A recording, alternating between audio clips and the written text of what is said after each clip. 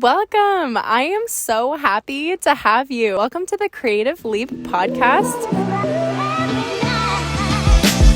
This is my very first episode, and this show talks all about what it looks like to become a full-time artist.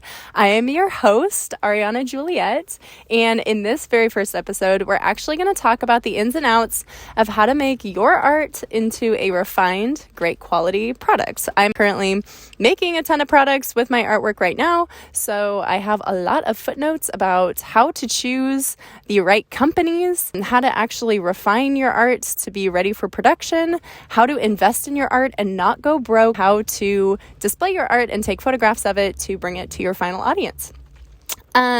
So that's kind of what we're talking about today, and there's a surprise at the end, so stick around if you want to, and if you find this really interesting, go ahead and grab a notebook if you want to take some notes, and let's dive in. First thing that I wanted to talk about was investing in your artwork, and this is a really good time to get out that notebook because you'll want to journal and make a few mind maps with a few questions that I have for you. So what do you want to put into this world? I want you to brainstorm every possible thing your art could become. Seriously, no idea is a bad idea right now. So go ahead and put product in the middle of your mind map and then start branching out all your ideas off of that word. Could be a tote bag, apparel, a ceramic mug, a canvas journal cover, postcards, stickers, a tattoo, you name it. Put everything you possibly can in that list. Okay, next step is once you have your comprehensive list done, pause this. Ideally, do this for about 5-10 minutes, then unpause it, and you are going to find and circle the top 2 things that you are the most excited about actually making and working hard to make it become a reality. If you look at something and you're like, that's not that great of an idea, or I'm not too excited about that, just toss that to the side for now, but find the 2 things that you're like, oh my God, this would be actually really cool. I would buy this. And I know right now other people would buy this and want this too. Okay. So now that you've identified those 2 products, we're going to be talking about those 2 products for a long time. So it might be helpful next to journal about your why, which is big. So why do people need your product? What problem is your product solving? Are people purchasing this item already? Is there a market for it? And then who is buying this product? Describe them. Who exactly is your artwork for? And then knowing this will actually help you market it way later. So go ahead and pause again and journal those 4 prompts. Okay, now that you've brainstormed 2 products that you would absolutely love to bring into this world, those are your 2 initial products, we're going to talk a little bit about budgeting and then tracking your inventory. So work a monthly allowance into your budget to fund your 2 initial products. Don't break your bank ordering a ton of stock that you actually aren't sure is going to sell really well in the first place. So I would recommend purchasing small amounts of stock at first and then tracking your inventory data on what sells each month and then what doesn't. For example, my startup budget was $50 a month for new products. My 2 initial products were stickers and mini prints or postcards, and I would just order those for the month. I'd order in really small quantities, so I just got 25 of each. If something doesn't sell as great as you think it would, save the extra stock. This is not the end of the world. And use that product as a freebie at events when somebody makes a purchase, maybe as a temporary gift when people sign up for your emailing list. Or you could actually save those and have a big promotion on your social media by running a giveaway to get more traction on your email list or more on your social media. It's great to have extra stock of something because your art is a gift. And if some of our products become little gifts to sprinkle out throughout the world, that's never a bad thing. Track your data, move on to the next project. It's never the end of the world if something isn't selling. Remember, it's all useful information. I actually just read The Creative Act this month, and a great quote from it was, "Failure is the information that you need to get where you're going. So you might as well try everything." And remember, what sells online actually might not sell well in person, and what sells great in person might get you no sales online. So you never know until you track that data in your inventory spreadsheets. Okay, next thing up is comparing companies, and this is where y'all get to be a little bit picky. So things to consider: turnaround time, cost, are they eco-friendly? Is their material type the exact material type that you want? And then what is the quality like? So I want you to put like a little connoisseur hat on, and you're going to scour the internet for businesses that are going to make your product. So if you want to get organized, it might be useful to make a little table either in Notion or in a notebook or wherever you keep your information. So make a table of your top 2 or 3 companies you're looking at to get products through for each product that you're making. So for each, write down the quantity of the product that you want, the actual cost. So some companies will do certain amounts of quantities, like you can only order 100 of something, and that's their minimum. Maybe some companies, they have a minimum of 25 stickers if you don't want 100 of something. So find the quantity. Match it to your cost, check, does it match your budget? And then check the turnaround time. Like, is it going to arrive in a week? Are they 2 weeks out? So that can help you kind of adjust your release schedule. And then what is their shipping price? If their shipping is super high, or maybe it's embedded in their cost already, go ahead and check that out. You won't know the quality unless it is actually in your hands. So think about making a smaller order at first than you normally would, or ask the company if you can get a sample of different materials. And then once it arrives, you're going to do that quality check. So when you get your items, go ahead and take a few notes on what you like about the product. If it was easy to work with the company, how smooth it was to go through the ordering process, and add those notes to your table so you can actually pick your favorite companies. You're going to use this information to decide from there. And now, you have identified your favorite go-to companies to purchase your products from. And now it's time to take some photos and let your buyers meet your products. It's a very exciting day. For shipping, this is my little shipping tip I wanted to give you, and this is not sponsored in any way, shape, or form. I've used Eco-Enclosed for a really long time, and they actually sell recycled and reusable envelopes, shipping mailers, really any type of shipping container that you could possibly want for like a standard art business. And my advice would be to actually get their sample pack, so you can go online and they'll send you literally any of the samples you want for free to you.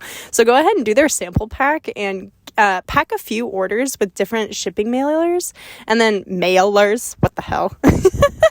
And then find out what makes the most sense for your products and then your budget. And then you're going to go ahead and make that bulk purchase of all your shipping materials needed for your products. This is when your product meets your buyers, which is an exciting time. So my recommendation would be to offer different price points for your buyers. Not everyone is going to waltz into an art event and pick up a beautiful $450 original, even though we would love to be able to invest that significantly in every artist. I know. Some people can actually only afford like a $3 sticker, and some people would be more than happy to take home a $40 archival quality print. So go ahead and have a sliding scale of what people can afford with different economic backgrounds if they are seeing your online shop, or if they're actually meeting you and touching your products in like a real art event and picking up stuff, checking the price, and seeing what they are going to be able to afford. I always go for doubling or tripling what I invest in my products. So if you are kind of stuck on how to price your products in the first place, go for either double or triple depending on the product. So for example, if I purchase a sticker for $1 to be printed, I'm going to sell it for $3.50 in my shop. If you want to offer your buyers like free shipping, I would actually factor that shipping and the packaging expense into your item's final cost. Just to let you know, because envelopes, mailers, stamps, and the like wrapping that you put it in, it actually all adds up to can be quite a bit. So just make sure I'm looking out for you, okay? So make sure you pay yourself, and make sure you cover the cost of supplies used to get your beautiful artwork into its new home. Let's go over a few things you might want to include in your packaging. That's kind of nice when your people Finally, receive your order and they are opening up your art for the very first time. Basic tissue wrap is great to have on hand, or a plastic cover over your print to make sure that it doesn't get wet in the mail. At Eco Enclosed, there are actually plastic alternative options to wrap your prints and stickers in, so go ahead and check those out. Again, not sponsored in any way, I just love them. Create a personal thank you note. I actually just did this. My note came out cute. I love it. I have a little attachment on there with reminders to join my mailing list. I make mine on moo.com. You can get 25 little postcard thank you notes there for about $33. On your thank you notes, be sure to mention how your buyers can actually join your emailing list and then how they can actually find you on social media. Always give the person who is investing in your work a way to always stay up to date with your products, your newsletter, your social media, your art events, all that jazz. Okay, this is the exciting part. It's the launch. So you've ordered your 2 initial products. You love the quality. They have arrived. You've taken clear, bright, and edited photos of your products. You've added your measurements, your pricing, your shipping details, and your product title to your website. You are ready to finally share your artwork and the links to go purchase your artwork in the universe. So you're about to send it off into the world and all of your social media. So return to your journal entry you wrote at the beginning of this episode on why you are bringing this product into existence. Write an entire caption about why you're excited, why your product actually matters, and why people will love it. Tag the companies you use to make your products, because you never know when you're going to get featured, or a little shout out. Don't forget to give yourself a shout out too. Okay, so you are a small business. Shout out to your local city or your town. You are an artist. People love supporting small business, investing in their local community, and the artwork that gives life to our culture. Okay, remember, you're important. Your work is needed. Your art has value. So you're going to go out and you're going to write a little caption about what this product is, what you're all about, and your story, and you are going to shout it out and be super excited about it, because you are, and that's genuine, and people are going to love it, and they're going to want to support you. And then lastly, share your work with everyone. Share your product with your friends, your family. Share your product photos on your story throughout the month. Share that caption, tag it to your story, whatever you have, Instagram, TikTok, your blog, in your own unique way, so make sure it's in your voice. Remember, there is no one else on the planet that has made this particular thing. Okay, the thing that you just did, that is super unique, and no one else can get that from anywhere except for you. It's not mass produced, it's not making billionaires richer, and it isn't feeding into the hideous machine of capitalism. Okay, this is wholesome. It took you some hard work. This is a gift that you took the time to make your art into something worth sharing with your friends and your family and the public. So don't be shy about putting it out there. Happy creating. Please share with me on social media what you've created after listening to this podcast. I would absolutely love to share your products. I am not kidding you. I will tag you. I will shout you out. I love to hear about what you actually come up with, what products you chose. Maybe you chose a few from that list that I gave you above. Maybe you came up with your own. Come friend me, come find me, DM me on Instagram. I am at quantum.jungle. QUANTUM.JUNGLE. If you liked this podcast, go ahead and share it with a friend who might like it. Thank you so much for being here. I'm so grateful you decided to go ahead and give it a listen. My hopes and dreams for this podcast is we are just sitting down like we would at brunch. We are talking art. We are besties, and we are like getting into the art scene. And I just want to share my excitement for art and being in this community, especially in Portland. It is a rather large art community, and I want to share that with others. Maybe you live somewhere where it's actually not that valued, or it might be really challenging to go ahead and, tap into that art community, and you're having a hard time finding others that know a lot about making your own products or starting your business or anything art related. I just want to be there for you and be a kind of little voice in your corner in the online, corner of our internet, and I want to be there for you to answer any questions that you have or any support that you need or any shout outs that you would love. So thank you so much for making it until the end. My podcast listeners get a discount in my shop for 10% off stickers and prints. So the discount code is PODBuddies, PODBUDDIES.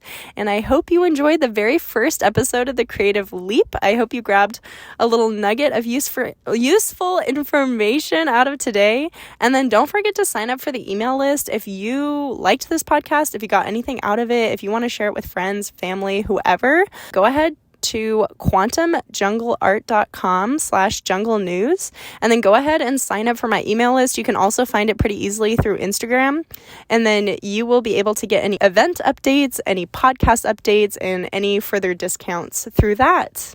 And then future topics, you feel free to comment on any topics you want to cover.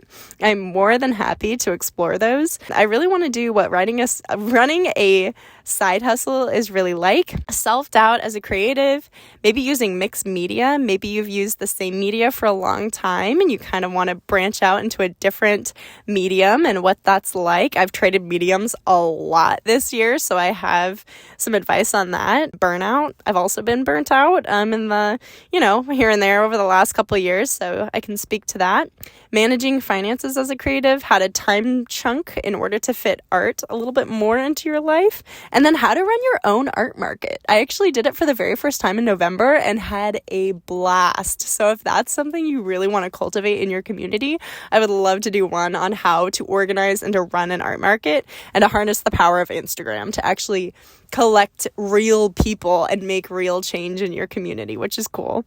So yeah, that's all I got for you today. Cheers. Have a great day. Have a great week wherever you are listening, whatever time it is. I hope you're finding a sense of excitement for your artwork and also just getting creative. And then I'll see you guys next time. Bye.